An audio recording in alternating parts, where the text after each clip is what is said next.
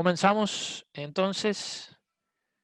Nuevamente muy buenas tardes. Gracias a todos por juntarse a este Zoom. Sabemos que todos tienen una gran cantidad de opciones hoy en día.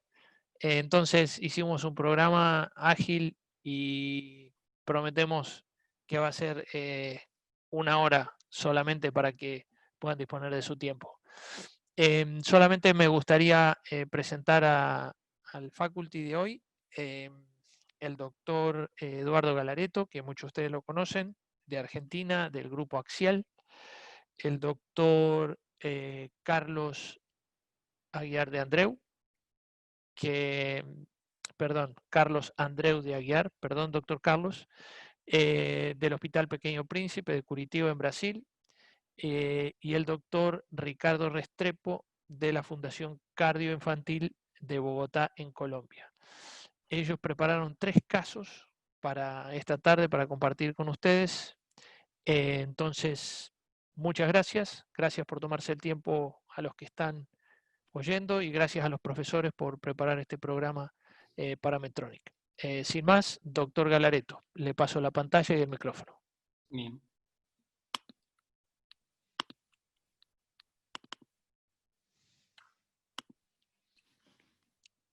Bueno. Perdón, antes que empieces, se me escapó a mí. Si quieren hacer preguntas, pueden usar el chat, pero mejor si usan el otro que está entre medio del chat y el participantes. Hay uno que dice Q&A en inglés o preguntas y respuestas. Si colocan sus preguntas ahí, entonces los doctores, los oradores las van a tomar y las van a ir respondiendo en el curso del webinar. Gracias. Bueno, ¿cómo están? Buenas tardes. Primero, muchas gracias Bori por organizar y por ocuparte de esta formación continua que también nos hace en esta situación, que nos mantiene entretenidos y educados, para todos nosotros que tenemos una pasión por esto que es la columna y sobre todo la deformidad, que también es para un grupo minoritario, si se quiere, de los que se dedican a columna. También gracias, Carlos, y gracias, Ricardo, por acompañarnos. Bueno, yo voy a dar una introducción sobre fusiones selectivas. Fusiones selectivas es algo con una propuesta de que ya tiene hace varios años. El primero que propuso el tema de fusiones selectivas fue en 1983, fue Kim, donde ya empezó a hacer esta sugerencia de estas dobles curvas, la Kim tipo 2, de hacer una fusión solamente de la curva torácica cuando eran menores de 80 grados.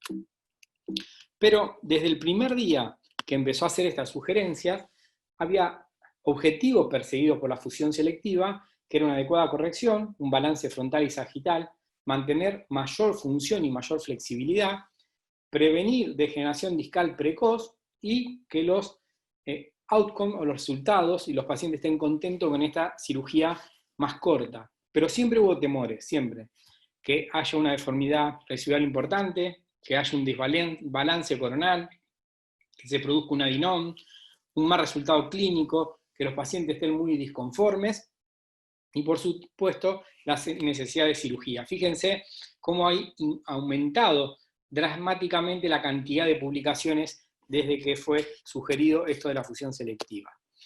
Lenk en el 2001 introduje su clasificación y dentro de su clasificación, que es muy buena, es muy reproducible, es muy confiable en su identificación de curvas, pero hay básicamente 4 curvas que generan muchísima controversia, que son las que son las 1, las 2, B y C.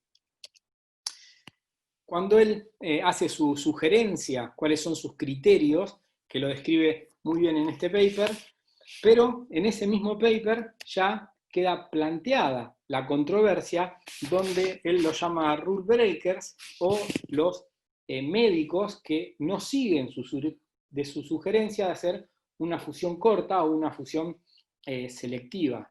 ¿Qué números son los que son los rule breakers? Yo lo pongo negativos, son el 51%. Yo lo pongo rule breakers negativo porque lo que hacen es adicionar niveles de fusión que es todo lo contrario de los que proponen los rule breakers positivos, que son los que tratan de ahorrar niveles de fusión. Pero digamos que este temor o esta ruptura de reglas o los rule breakers negativos tienen su justificación por lo que decíamos antes. Y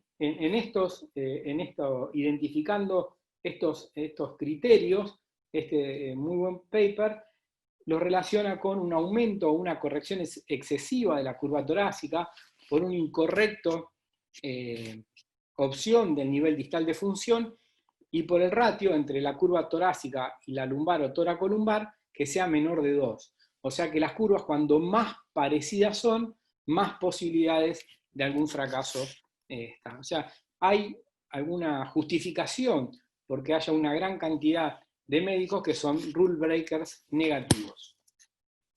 Miren en lo que me pasó a mí en este caso, que es un caso personal, donde lo traté básicamente como una curva con una fusión selectiva, y a pesar de una espera de casi un año, ustedes pueden ver cómo mantuvo esa descompensación hacia la izquierda, y esa curva que yo pensaba que iba a ser corregir y acompañar más, mantuvo el tronco, un shift del tronco hacia la izquierda, y compensó, pero solo parcialmente. La paciente aceptó este resultado, pero la madre estaba operada con un Harrington hasta L4 y sufría más los dolores que ella, pero bueno, no estuvo muy contento en cuanto al resultado clínico, cosmético. La apariencia de la paciente no fue un resultado muy aceptado. Y acá es donde, cuando los pacientes y la familia están disconformes, es donde nacen los rule breakers negativos.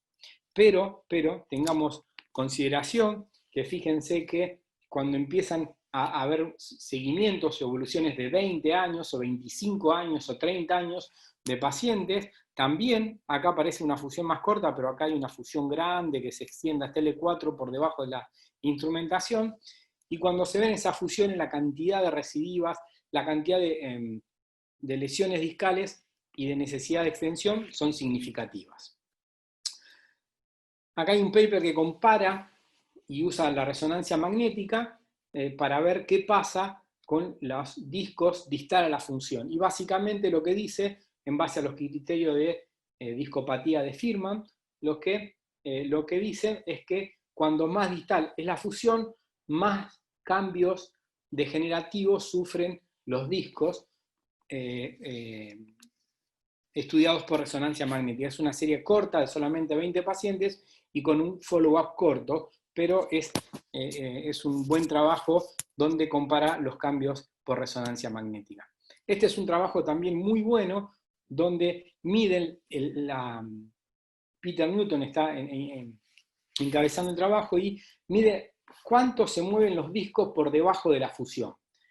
Y lo que concluyen es que cuando menores discos quedan para moverse, más se mueven, o sea, tienen una hipermovilidad compensadora, y esa hipermovilidad compensadora traería una degeneración discal precoz. Eso es lo que sugiere este paper, por lo tal también sugiere, está a favor de las fusiones selectivas. Y este trabajo creo que es el mejor de todos los que habla de esto, porque es un trabajo prospectivo increíble, 10 años de seguimiento, con una casuística de 150 pacientes, donde prácticamente no tiene pérdida de pacientes.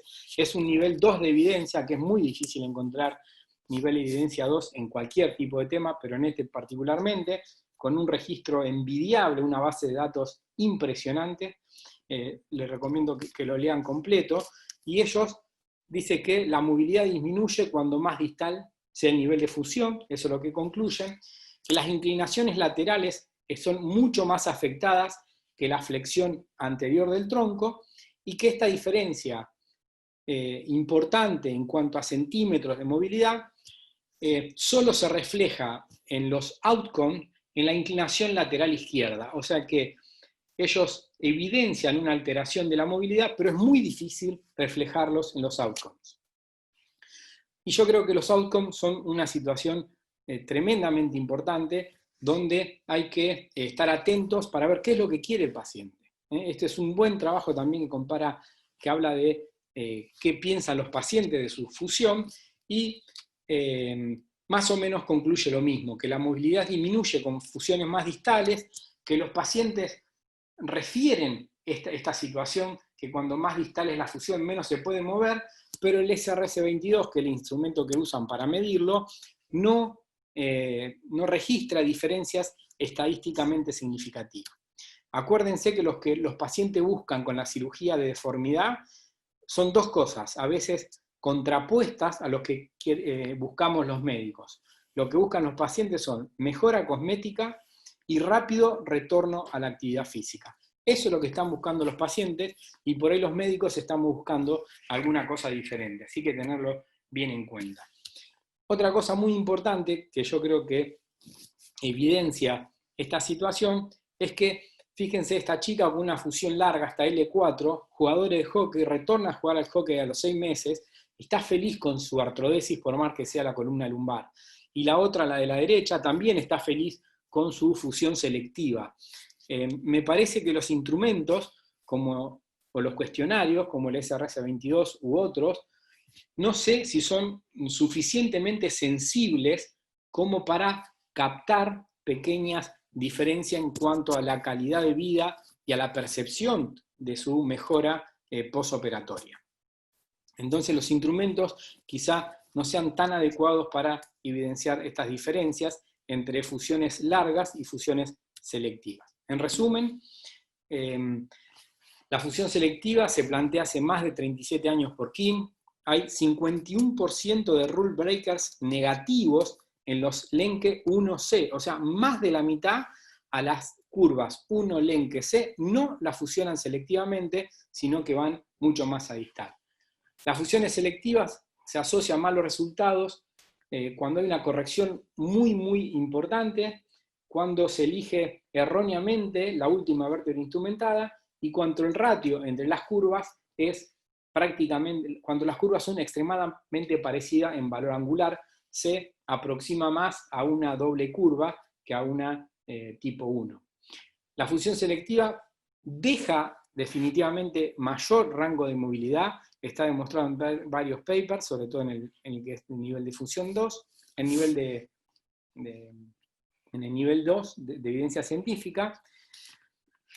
Y hay otras cosas en contra, como que las fusiones más largas generarían una hipermovilidad de los discos no fusionados y eso podría, todo potencial, podría traer un desgaste precoz. Los outcomes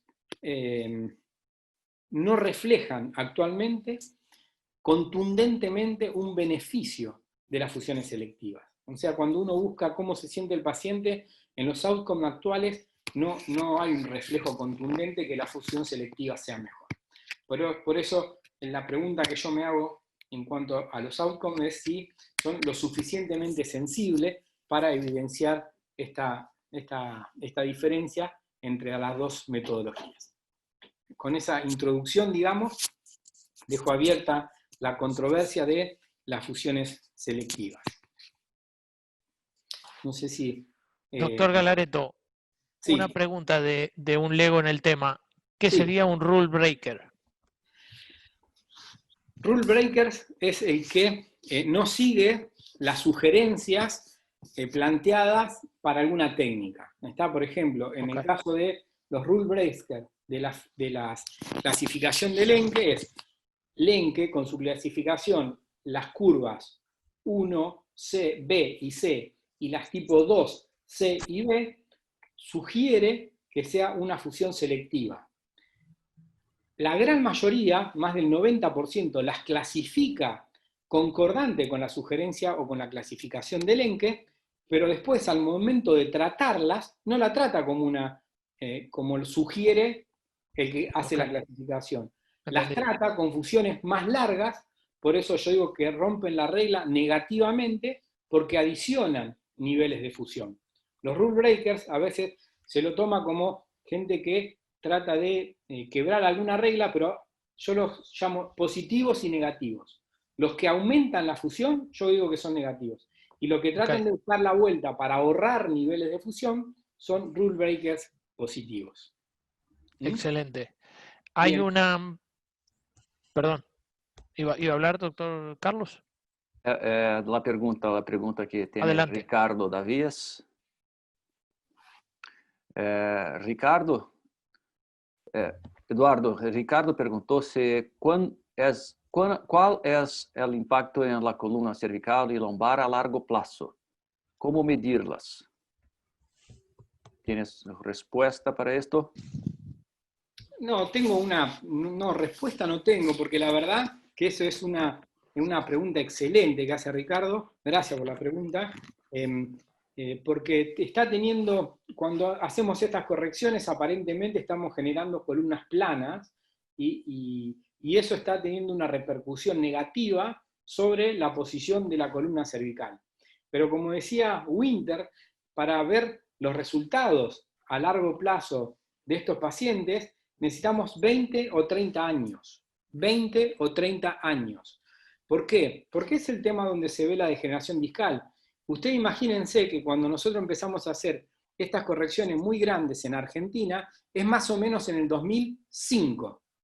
O sea, llevamos solamente 15 años de follow-up de este tipo de pacientes. Entonces, el paciente que nosotros operamos, un adolescente que yo operé, o que cualquiera de mi equipo operó cuando tenía 15 años, hoy tiene solamente 30. Quizá todavía esté asintomática esa paciente, porque tiene muy poco follow-up y es una paciente muy joven. ¿Me explico? Entonces, el impacto de estas que está teniendo en la columna cervical o en la lumbar, estas técnicas que estamos usando muchísimo a partir de 2005, los vamos a ver un poco más adelante. El paciente más viejo que aplicamos esta técnica acá, de un adolescente, tiene 30, 32 años, 31 años. A los 31 Eduardo, años era cualquier desbalance. y hay otro dato con respecto a los cambios en la columna cervical, que como tú dices claramente estamos viendo se está perdiendo la lordosis normal, pero es que prequirúrgicamente estamos viendo un cambio en las curvas y en la medición de las curvas. Lo han atribuido al uso del celular o a los cambios de postura con menos actividad física, pero claramente la curva normal de la columna cervical está cambiando y todavía no la tenemos bien definida. E tem Ricardo, acrescentando, o Eduardo foi perfeito, o Ricardo perfeito também, acrescentando a sua resposta, o último trabalho de história natural de curvas seletivas que a gente tem, e é o mais, com mais longo prazo, é um trabalho eu tenho esse trabalho, já vou lembrar o nome, do Lauenstein. E ele tem 34, 35 anos de segmento em média. Claro que a técnica era outra, exatamente isso que o Eduardo comentou. A maioria dos pacientes foram tratados com Arrington. Só que mesmo assim, a maioria deles está bem, com bom resultado da coluna lombar, sem progressão e sem piora na maioria dos casos. Tá? Mas claro que tem outros que não vão bem. Sí, la técnica es relevante porque como hacían menores correcciones, parece que generaban menores aplanamiento de la espalda y menores impactos sobre la columna cervical. A lo mejor no estamos viendo la consecuencia de corregir mucho. Antes corregían pocos, dejaban balances, no tantas correcciones, y ahora nosotros estamos dejando la columna recta y quizás estamos cometiendo un error. Quizás no diga, uy, mirá, este Galareto deja la curva derecha, de acá a 20 años, pero mirá que cómo tienen el cuello. Tienen 40% de los chicos que operaban Galaretos tienen que operar el cuello. Bueno, todavía... Y parece que el resultado con respecto a calidad de vida y a sensación de los pacientes no ha mejorado tanto como realmente mejoró la corrección en cuanto a grados. Es decir, anteriormente se corregía menos, había un buen resultado y hoy con mayores correcciones el resultado clínico parece que es más o menos similar al que lograban anteriormente. Muy bien. Bueno. En función del tiempo tomamos una pregunta más y avanzamos. ¿Les parece bien? Señor. Doctor Carlos, por favor. Tem uma pergunta do Gustavo Agra pro Eduardo. Ele ficou com a impressão de que você é favorável à artrodese longa e não à correção seletiva. É isso mesmo ou não? No, You are a rule breaker. yo soy un fanático de las correcciones y artrodesis corta. Incluso a veces creo que me excedo un poco y trato de ser un rule breaker positivo. Estoy todo el día pensando cómo ahorrar niveles. No cómo ahorrar tornillo, cómo ahorrar gancho, no, todo el día cómo evitar niveles de fusión. Así que yo creo que hay que conocer, ponerse confidente, analizar todo y tratar de ser rule breakers positivo, no negativo. Incluso, bueno, tenemos alguna propuesta de fusiones ultra cortas, de hacer solamente 2 discos o 3 discos de los apex y dejando curvas balanceadas, pero haciendo fusiones extremadamente cortas. Así que no, yo soy un rule breaker, intento hacerlo, un rule breaker positivo. Trato de hacer las fusiones más cortas posible. Perfecto. Doctor Galaretto, ¿quién es el próximo orador entonces? Ricardo. Doctor Ricardo, adelante. Necesito que Eduardo deje de compartir. Ya. Ahí está. Perfecto.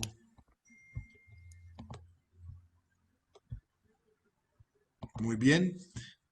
Como ya lo había dicho Eduardo, pues nuevamente agradezco a Medtronic por la invitación, por tomarse el tiempo, por prestarnos la plataforma y a todos los participantes por gastar su tiempo y compartir con nosotros. En cuanto a las fusiones selectivas en la columna torácica, como ya lo habíamos visto, los pacientes y los cirujanos queremos cosas diferentes. Los pacientes quieren su corrección estética, aunque normalmente los médicos hablamos que la parte estética no es como tan bien vista, que realmente la columna lo que queremos y la meta principal del tratamiento es evitar y parar la progresión de la deformidad. Los pacientes claramente quieren que se corrija su deformidad y es lo que más les importa. Yo voy a empezar mostrándoles una paciente de 12 años con menarquia un año antes. Nunca había tenido corsé y se habían dado 6 meses antes a la consulta cuenta de que tenía una deformidad. Nada de dolor, ningún antecedente y su examen, aparte de la deformidad, no tenía ninguna otra hallazgo. En este momento vale la pena, aunque no es parte de la controversia, cuando el paciente ya va a ir a cirugía, nosotros siempre tomamos resonancia, no como parte del estudio de los pacientes, sino en los pacientes que van a ir a cirugía, y claramente no tenía ninguna deformidad medular ni ninguna malformación congénita. Aquí podemos ver las radiografías que tenía esta paciente. La clasificación exacta no la podíamos tener porque la parte torácica no la podíamos medir, como dice el ENQUE, pero teníamos una curva que era 1BN, porque no tenía ni muy poquita lordosifosis ni muy larga. El índice era de 1,35 y una curva de 67 grados con una curva lumbar de 44 grados, la teníamos como una 1B. Y nosotros, no solo en la clasificación, compartiendo lo que decía Eduardo, siempre queremos hacer fusiones cortas, creemos que es supremamente importante ahorrar cualquier nivel y no por el punto de vista económico, aunque es importante, sino creemos que en la anatomía y en la fisiología de estos pacientes a largo plazo ahorrar va a ser muy importante. Cuando tenemos el paciente boca abajo en la radiografía AP, muchas veces después de estar expuesto, nos ayuda a confirmar si podemos hacer una fusión corta. Habíamos visto el último plato que estaba paralelo y decidimos con estas radiografías donde había una movilidad adecuada en la parte lumbar, decidimos hacer una instrumentación hasta L1 corta selectiva y la paciente quedó con este resultado y sobre todo con una asimetría muy importante en la región lumbar, en la región de la cintura, y clásicamente la paciente no la aceptó. Yo le dije que si esperábamos un poco, la paciente no aceptaba, lloraba en la consulta, se sentía que estaba peor que antes. Decidimos hacer una corrección, tuvimos que bajar hasta L4 con un resultado muy favorable, pero para nosotros nos dolía mucho haber bajado y haber perdido niveles negativos, como decía Eduardo, por haber tratado de salvar unos niveles y pues este era el resultado. Sabemos que en las curvas 1A, 1B, 2A y 2B está recomendada y en las curvas 3C, las curvas tipo C, sea del tipo 1 o tipo 2, es cuando no sabemos si debemos o no, aunque lo recomienden, y ahí es donde se puede prestar. Sabemos que tradicionalmente se deben instrumentar la vértebra arriba de la vértebra neutra y abajo en la vértebra estable. Esto nos evitaría realmente tener estos problemas, pero estaríamos sacrificando muchísimos niveles. La vértebra estable es la más proximal, que está cortada en medio de los pedículos por la línea sacra. Y nosotros, según las dinámicas y según la movilidad, podemos parar en la estable -1 o inclusive en la estable -2. Pero para poder parar en la estable -2 tenemos que estar muy pendientes de la flexibilidad de la curva distal. Nuevamente, como lo habíamos dicho, valorar el paciente cuando está boca abajo, ya sobre los rollos, relajado, cómo no se comportan estas vértebras y sobre todo estar muy pendientes del disco distal a la donde deberíamos parar la instrumentación y ver si es móvil para los dos sentidos. El modificador tipo C son curvas que están más desviadas y más severas, pero al mismo tiempo son más flexibles. Cuando no se puede hacer la fusión selectiva, es decir, parar a la altura de L1, si la unión toracolumbar es hipersifótica, o hay que tener en cuenta también la elevación del hombro izquierdo para irnos a la curva proximal. Depende de cómo se comporta la jiba clínicamente con las curvas y hay que saber que la curva, cuando Eduardo decía 1-1 o 2-1, que la curva no sean similares, sino que sea predominante, igual en la radiografía e igualmente en la clínica, la curva torácica para que la lumbar pueda corregir al corregir la torácica quirúrgicamente y que la relación entre la curva torácica y la lumbar no sea de mayor de 1.25. Estos son los criterios para tener buen éxito y ser un rule breaker positivo. Zook hablaba de la vértebra estable como referencia para escoger la vértebra distal. No debe haber una diferencia mayor de un nivel, es decir, Zook no recomienda parar en la estable -2 porque hay más riesgo de descompensación y de progresión. Y por último, los criterios de Dubocet, que son muy similares a los criterios que veíamos anteriormente con los criterios, con la instrumentación de Harrington. Entonces, son muy positivos para lograr que no haya descompensación, pero son poco favorables al ahorro de niveles, que es lo que queremos inculcarles, la avidez por tratar de ahorrar niveles, como lo decía Eduardo. Y Dubocet habla de la neutralidad, que son los pedículos en la vértebra que está menos rotada y más paralelos al piso, que al mismo tiempo van a estar dentro de la zona estable de Harrington, que conceptualmente es diferente de la zona media sacra. La zona estable de Harrington es la que se toma por los pedículos del sacro y deben estar dentro de estas dos líneas de cada lado. No debe tener un disco inferior a 10 grados de movilidad a cada uno de los grados y no puede tener más de 10 grados con respecto a cada una de las cifosis en la unión toracolumbar entre T10 y L2. Con esto más o menos quedan enumerados los criterios para seleccionar a cómo debemos, basados en los tres criterios de los tres autores que nombramos, cuándo podemos acortar las instrumentaciones y hacer instrumentaciones selectivas. Nos abrimos a los comentarios. ¿Alguien tiene algo que comentar del caso o de las reglas?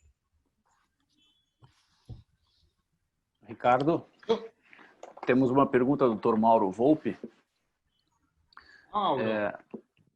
Ele pergunta, Ricardo, se nós levamos em consideração a rotação das vértebras lombares para decidir fazer a artrodese seletiva. Se supone que las curvas deben ser flexibles y al ser flexibles tienen que ser unas curvas donde la rotación sea menor. Pero como en estas clasificaciones tenemos en cuenta los grados, la movilidad, pero no están descritos la medición exacta de cuánto o qué cantidad de rotación tienen las vértebras. Al estar muy distantes de la línea media, las tipo C, pues tienen mayor rotación para poder lograr esta desviación, pero no lo tienen en cuenta dentro de los artículos para la clasificación. Ricardo, te hago una pregunta. ¿Cuánto tiempo? Porque nosotros vemos que por ahí hay cambios posoperatorios que se acontecen con el pasar del tiempo. Nosotros solemos, cuando tenemos un resultado subóptimo que no nos gusta mucho, solemos esperar y no tomar determinaciones al menos por 6 meses, salvo que el paciente esté muy disconforme y la familia, y por ahí nos obliga, ¿no? Pero no sé si tu conducta es siempre tomar una decisión a cuántos meses, o siempre te tomas alguna espera un poco más No. para cambiar, para extender, por ejemplo. Si el paciente lo permite, mi conducta es esperar por lo menos un año, porque yo digo que siempre hay como una negociación entre la curva y la autoaceptación de la paciente.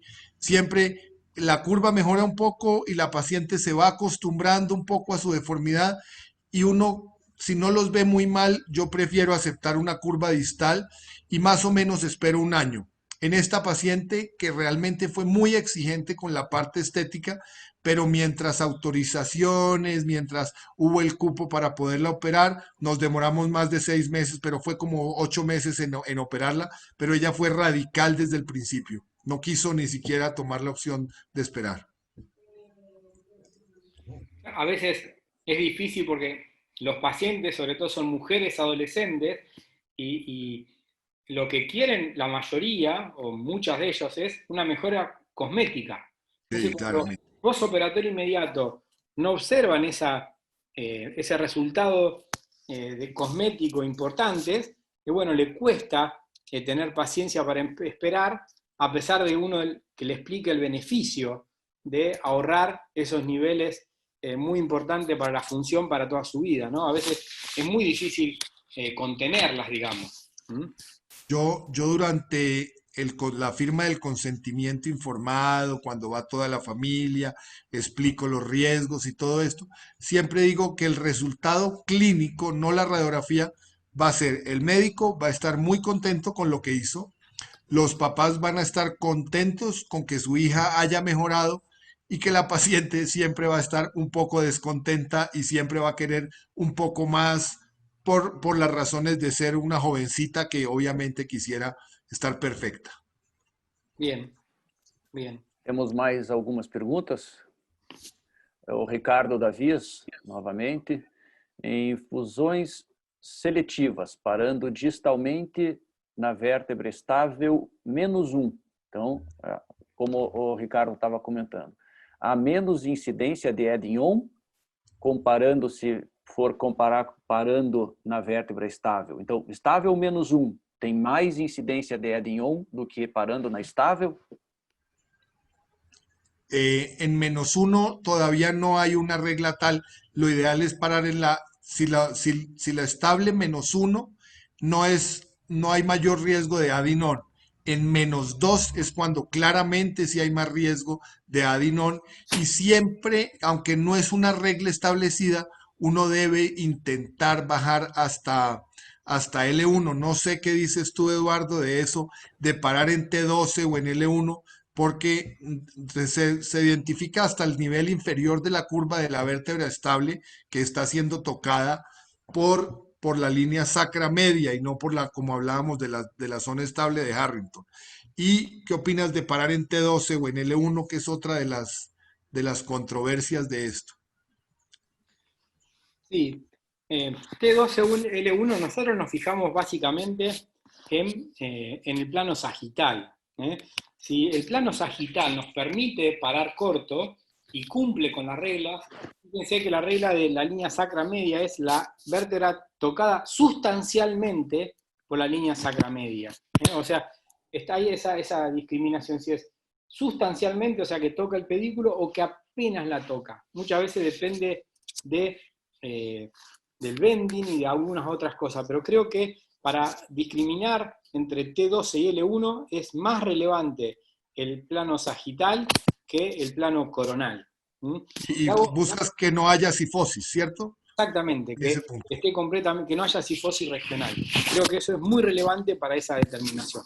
Le quiero hacer una pregunta que hace Daniel Cauti, muy interesante la pregunta, que nos estamos basando en todos parámetros radiológicos, y Daniel hace hincapié en que también hay parámetros clínicos para tomar decisión de hacer una fusión selectiva o no.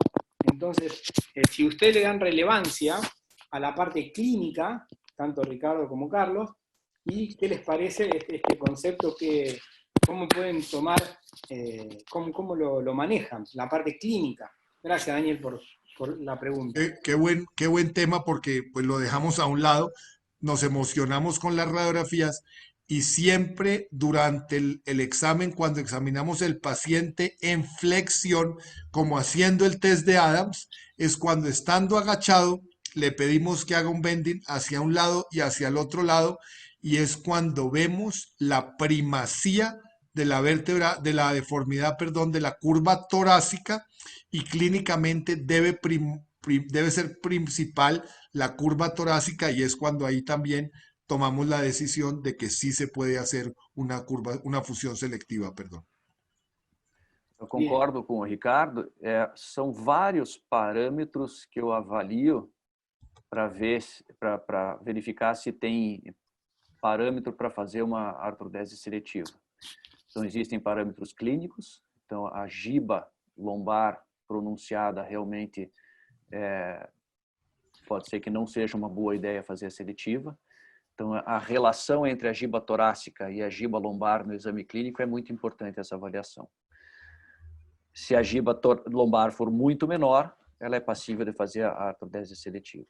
Depois entram os critérios radiográficos, que aí o Ricardo e o Eduardo comentaram, e tem todos os critérios muito estabelecidos, tanto pelo LENC quanto pelo SUC. Então, dependendo do tamanho das curvas, a distância entre a linha sacral média e a linha do prumo, vários critérios que você utiliza. E tendo todos os critérios, você pode fazer a seletiva ainda com chance de descompensação. Se os critérios não forem bons, realmente a chance de descompensação aumenta. Bien, gracias. Le hago una pregunta antes de pasar a los casos que nos va a mostrar Carlos. Una pregunta más que me parece que es complementaria a todo esto que estamos hablando, y no lo mencionamos, que la hace Mario González, y nos pregunta qué tan importante es la tracción para planear alguna fusión selectiva, y yo le agregaría, para hacer complementario a lo de Mario, si ustedes usan bending, tracción o fulcrum test, si usan qué maniobra para determinar los niveles o qué curvas fusionar. Bueno, yo realmente uso los bending, les explico a los pacientes que lo toman acostado, y ya cuando tengo en la cirugía si estoy pensando en la fusión selectiva, ya basado en la clínica, en los criterios radiográficos, en el bending, hago algo de tracción ya con el paciente anestesiado, ya porque puedo cambiar, sobre todo cuando estoy pensando en fusión selectiva, tengo que estar muy seguro para que no me pase lo que ya les mostré, pero en la clínica normalmente solo tomo los bending. Bien, vamos, le voy a preguntar a uno de los participantes que lo incorporamos como panelista, a Norberto Fernández, que tiene que abrir el micrófono para hablar, siempre suele estar apagado. A ver si Norberto, en la práctica, ¿qué le parece del bending? ¿Qué le parece del fulcrum test?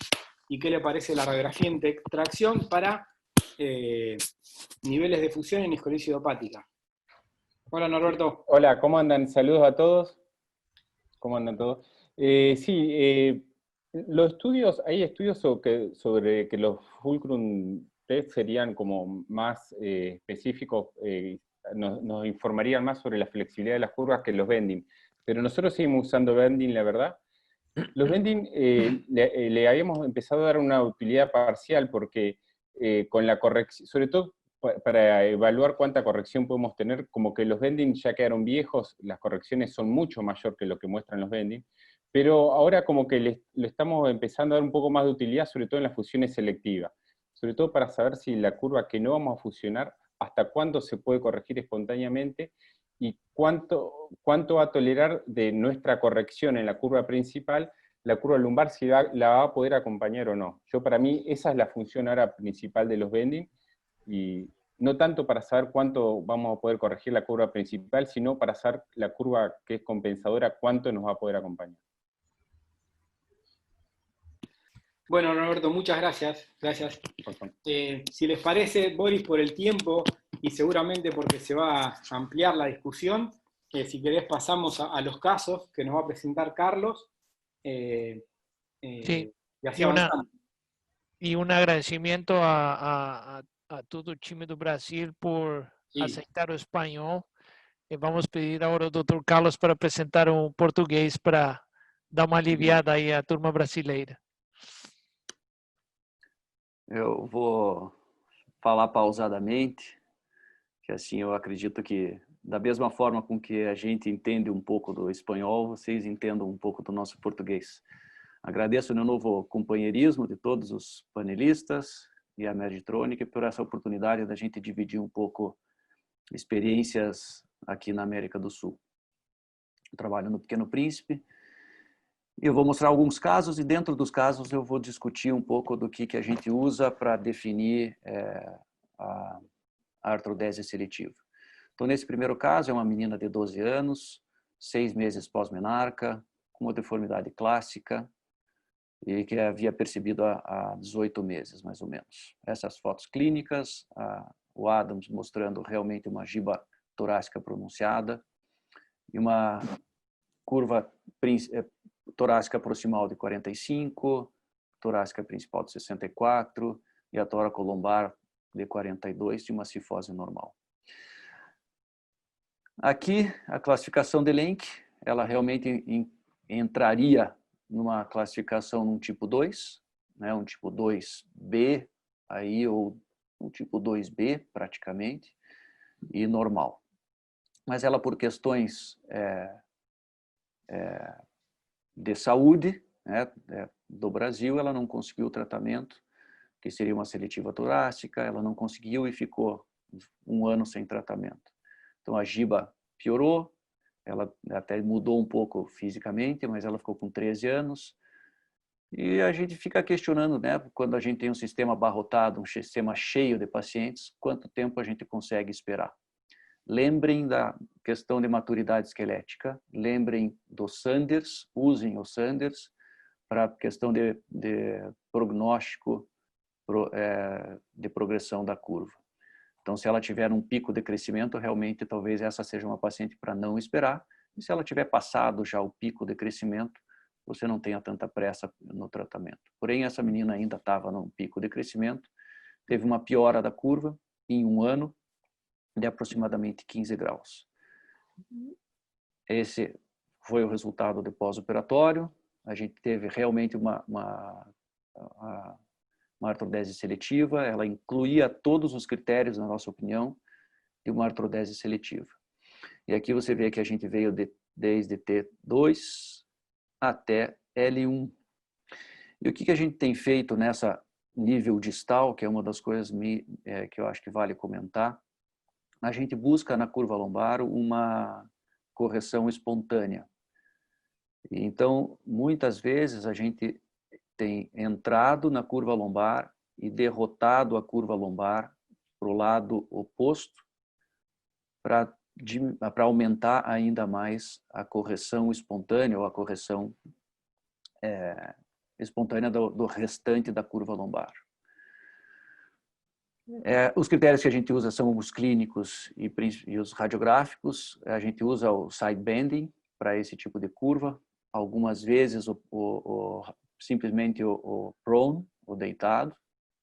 E são curvas que abaixo de 25 a gente faz instrumentação seletiva e acima de 25 a gente pensa na instrumentação distal.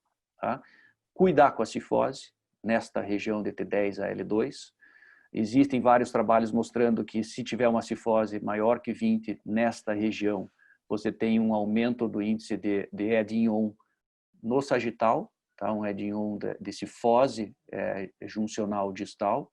Então, cuide bastante com isso, não faça análise só do King e Bowie, faça uma análise do sagital. E a grande vantagem, né, da artrodese seletiva realmente a mobilidade. É isso que a gente busca. Quando a gente pensa, vou fazer uma artrodese seletiva, o que a gente busca? A gente busca a mobilidade. A gente, como médico, pensa em mobilidade, o paciente pensa em balanço, muito mais importante, em estética, como a gente comentou algumas vezes. Mas qual que é o melhor a longo termo, né? A longo termo, existem vários trabalhos, do John Lowenstein, que é o trabalho que eu comentei agora há pouco, que mostra resultados muito bons com 35 anos de segmento nos pacientes que têm Harrington na coluna. Então, a gente tem que pensar a respeito da artrodese seletiva, justamente porque é uma boa opção de cirurgia curta com resultado bom a longo prazo. E tem esse trabalho do Lenk e do Daniel Sucata, um multicêntrico, que mostra também, a curto prazo, só daí 2 anos só de segmento, que mostra bons resultados também da artrodese seletiva. O que a gente tem de regras? É isso aqui. Curva lombar abaixo de 45. No sidebanding menor do que 25. Essa relação entre a toracolombar e a lombar maior do que 1.2 e o COB também maior do que 1.2, elas se incluem no critério de seletividade. Tá? Isso é o básico. Tudo bem, mas o que é o bom resultado da seletiva? Aqui é um ponto dúbio, tá? Porque muitas vezes eu posso achar um bom resultado, o paciente pode achar um mau resultado.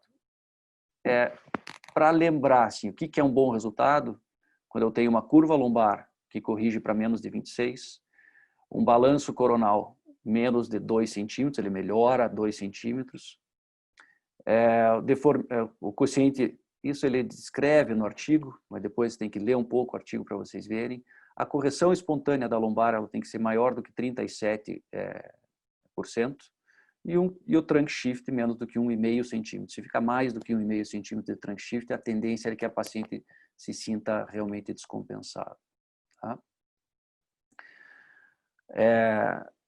Na nossa opinião, não dá para artrodeizar menos do que a curva, em hipótese alguma. Tá? Então, no mínimo, a curva torácica. A parte proximal vai depender muito do nivelamento de ombros para você escolher. Sempre considere uma artrodese menor nas curvas abaixo de 45, quando elas lombares abaixo de 45, e no sidebanding menos do que 25. Tá? E considere a lower instrumento vértebra DL4 se L3 na radiografia for mais do que 3,5 centímetros da linha sacral média. Então, no teu raio-x pré-operatório, você pega a média, é uma C, que a linha sacral média está 3,5 centímetros ou mais de L3, considere não fazer seletiva. Abaixo disso, você pode considerar. Tá? Deixa eu só passar um pouco a outra paciente que eu acho interessante de mostrar para vocês aqui. Bien. Un comentario interesante mientras lo preparas, Carlos, de William Uribe, que dice que parece que las aseguradoras también es una variable para los que nos juegan en contra porque no nos permiten tener prácticamente errores. Entonces, cuando uno plantea una reintervención, es un punto también a considerar, ¿no? Cuando uno plantea una reintervención, las aseguradoras, según lo que plantea William, bueno, no lo permiten. Entonces, a veces uno tiende a ir a lo seguro, que son fusiones largas, antes de tener un conflicto con las aseguradoras, ¿no? Un punto relevante que planteaba William. ¿Cómo está eso en Argentina, Eduardo, cuando hay infecciones y todas estas complicaciones? En Estados Unidos es muy complicado y los hospitales casi que dan garantías. Nosotros aquí en Colombia, pues no estamos todavía en ese punto. No todavía, nosotros tampoco, pero cada vez nos están mirando más cómo gestionamos nuestros pacientes. Sí. Creo que todos tenemos que decir cómo se gestiona, qué se opera, cuándo se opera, por qué se opera, cuánto gastamos. O sea, creo que estamos obligados a gestionar nuestros pacientes pensando en la parte financiera. Estamos obligados. Yo estoy de acuerdo en Claramente. eso. Hay que pensar en eso. No Sí, actuar en base a eso, pero sí pensarlo, sí evaluarlo. El financiador tiene recursos limitados, no infinitos. no, Entonces, de acuerdo completamente. hay que acompañar. ¿Mm? Perfeito. Sigamos si querés, Carlos, así estamos ya Esse, al límite del tiempo. esse segundo caso, eu gostaria de partilhar com vocês, porque é um caso bem interessante, que mostra a artrodese seletiva. É uma menina de 12 anos, pré-menarca, no estirão de crescimento. Essas são as fotos clínicas dela, uma menina esguia, magra, mostrando tanto uma curva torácica importante, tá, que a gente vê a giba, e vê uma giba lombar também importante. Essas são as radiografias dela. Ela se encaixa numa tipo 1C e menos ali, menos. E aqui os critérios de seletividade, ela fica na dúvida. Então, isso eu conversei muito com a família a respeito disso no pré-operatório, porque não se encaixando na seletividade, ela teria que uma artrodese de T4 até L4. E numa menina pré-menarca com potencial de crescimento, é uma menina ativa, que gosta de esporte, de atividade física, eu fiquei muito triste de pensar numa artrodese tão grande, tão limitante para a vida dela. Então, eu conversei com os pais a respeito de uma artrodese seletiva. Carlos, antes de mostrar el resultado, vamos a hacer una pregunta, ¿puede ser?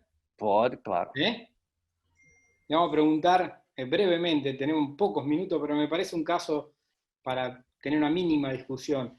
A ver, le vamos a preguntar, no sé si el doctor Volpi ya está, lo incorporamos como panelista, le podemos preguntar.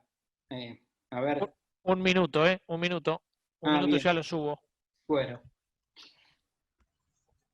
Si querés, Norberto, nos podés decir vos, así, qué te parece esta escoliosis, si da para una fusión selectiva, o sea, sería una falsa doble curva, como antiguamente se la llamaba, o realmente es una paciente para hacer una fusión larga, ¿no? O sea, está...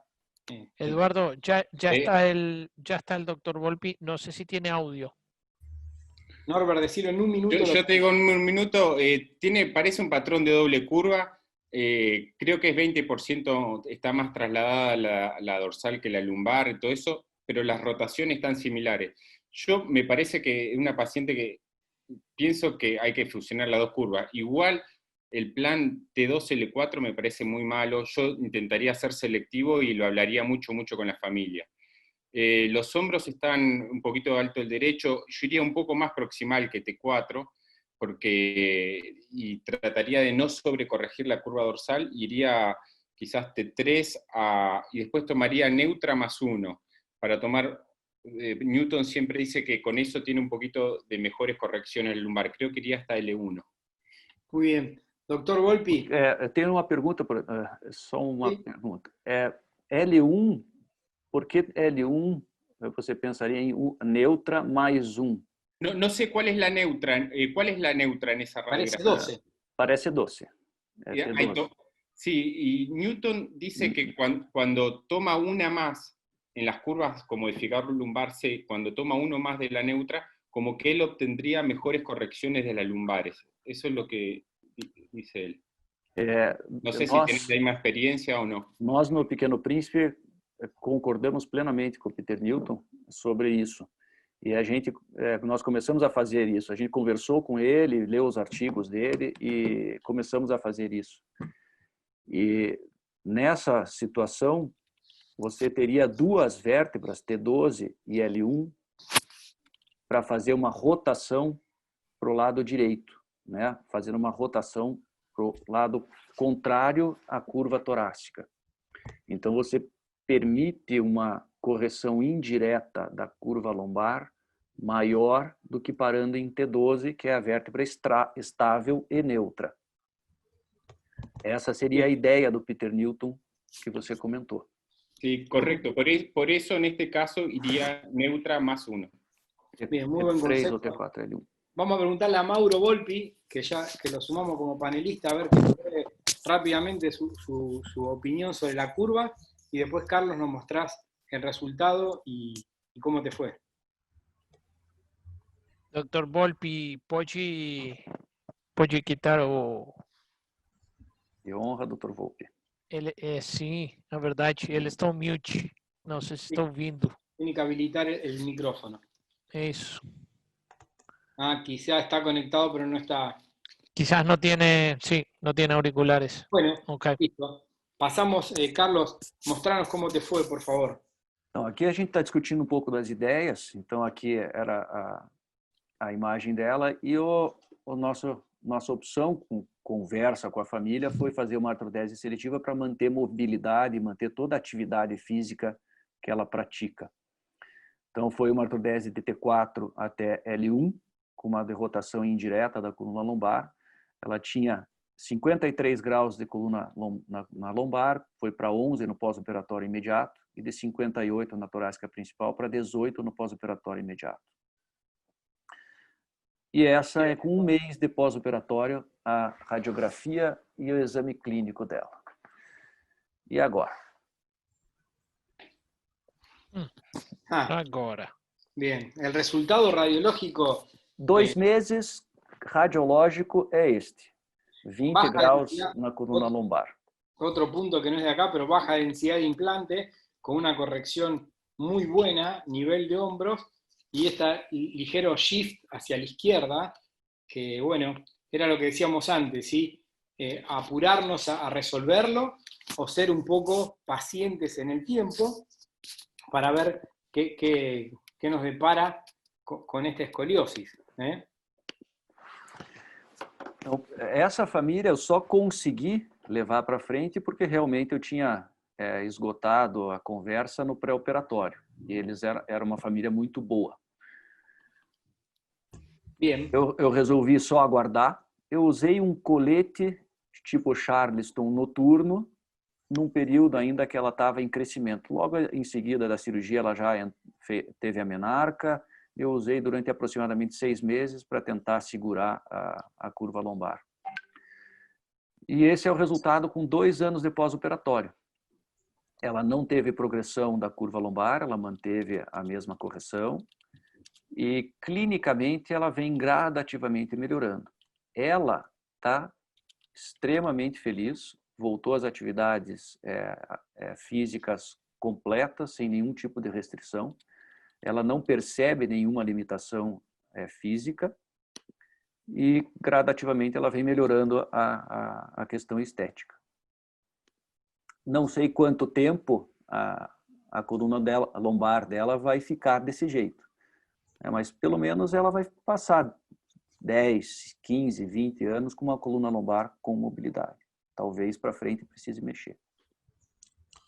Carlos, esta creo que es un resumen espectacular de lo que es llevar al límite la función selectiva y los beneficios que trae esto de promover la función selectiva. Esta es una chica con un resultado espectacular, que la tuviste que esperar con paciencia y por suerte la familia aceptó, pero el beneficio de tener toda su columna libre en esta chica deportista o no deportista es tremendo. Así que esta creo que es un caso ejemplificador de cómo hay que perseguir las fusiones cortas, digamos.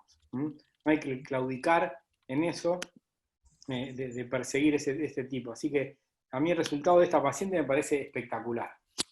Es un resultado muy, muy bueno y hay que resaltar el uso de implantes no usamos todos los niveles tomados por tornillos, sino de baja densidad, que también es no era el tema principal de esta reunión, pero pues mira cómo lo lograste bien. Felicitaciones. Tengo una consulta en las barras en la que corregís sobre todo. ¿Usás cromo? ¿Usás titanio? ¿Qué diámetro de barra usás? Esse material é um material que é um diâmetro de 6 milímetros e é titânio. Atualmente, nós temos mudado um pouco isso. Nós temos usado cromo cobalto na concavidade e titânio na convexidade, para aumentar um pouco a correção. Sim. Mas a liberação que eu acho que é o mais importante. Nós fazemos ponte em todos os níveis. Libera toda a faceta articular, faz o ponte, tira ligamento amarelo, um ponte completo em todas as articulações. Não precisa de muito material daí para corrigir. Ela corrige muito bem. La curva flexi. Un poco relacionada con la pregunta que hace Norberto, Fernando Nin, de Uruguay, nos pregunta si para esta muy buena pregunta que creo que es complementaria también, creo si hace falta hacer full screw o alta o baja densidad de implantes. Si la querés contestar, Carlos, durante cuando nos mostrara las maniobras, sería bueno. Eu não procuro usar alta densidade de parafuso. Eu acho que não há necessidade, não vejo diferença. Nós até fizemos um trabalho no Pequeno Príncipe comparando alta densidade e baixa densidade, e nem esteticamente, nem como satisfação do paciente e nem como angulação teve diferença estatística. Então, nós procuramos usar baixa densidade mesmo, porque o resultado é muito parecido. Eu gostaria de comentar aqui, a questão da manobra. O que a gente faz no transoperatório? Nós corrigimos de cranial para caudal. Nós fazemos uma derrotação vertebral direta, de nível por nível, como foi descrita por Suk. E pelo menos uma vértebra do nível distal, ela é rodada para o lado oposto da curva principal. Normalmente, a gente pega até 2 vértebras distais que a gente roda para o outro lado. E a derrotação direta é mostrada aqui, né? A gente conecta um ao outro, conecta um lado ao outro, e uma barra vai para um lado e a outra vai para o outro. E isso vai fazendo em todas as vértebras, com o cuidado de, nas vértebras distais, a rotação ser para o outro lado. A gente não faz, em hipótese nenhuma, compressão ou distração no último nível, porque isso pode inclinar a vértebra e o disco distal à artrodese pode ficar inclinado e desequilibrado. Então, se você tiver uma curva residual só com derrotação, essa curva vai ser suave e se adaptar. Se você fizer distração ou compressão, ela pode não ocorrer essa adaptação. E o material tem que ser um material adequado para derrotação, né? Principalmente ter um instrumental que permita a manobra de derrotação. Não pode ser a correção por distração e compressão, porque daí você não consegue fazer essa correção espontânea e indireta e corrigir o contorno sagital.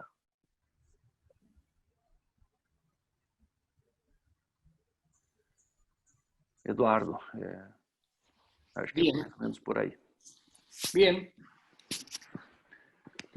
Bueno, estamos... si querés dejar de compartir así...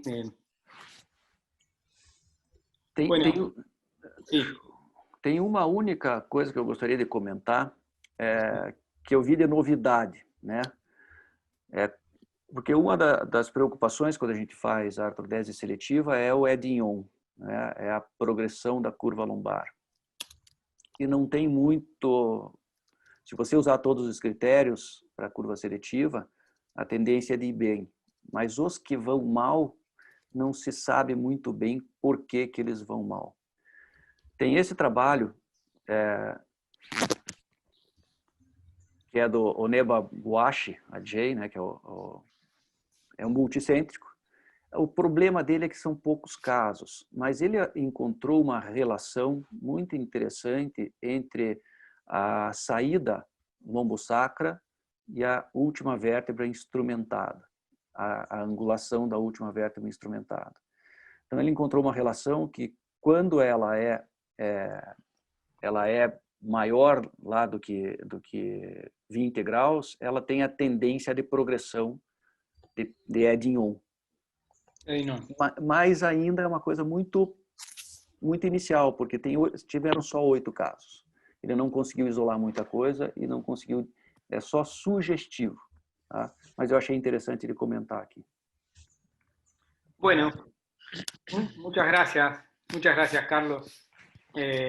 Bueno, creo que ya pasamos una hora apasionada, siempre nos pasamos un poco porque cuando hablamos apasionadamente de lo que nos gusta, siempre nos extendemos un poquitito más, pero creo que podemos ir cerrando. Creo que los conceptos fueron ampliamente discutidos, y además creo que siempre este tema de fusión selectiva es un debate abierto, donde las opiniones de todos siempre son muy importantes y todas suman. Así que gracias principalmente a los participantes, que hubo casi toda la charla por arriba de 120 participantes para este tema.